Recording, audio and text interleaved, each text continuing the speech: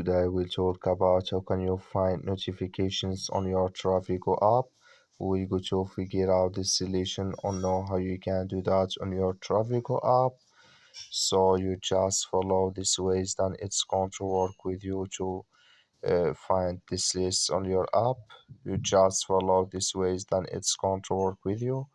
So all you have to do, so you just go down, click here on settings down here. You just click here on settings. It's going to take you to this list here. Then all you have to do now, so you just click here on manage price alerts. You just click on it here.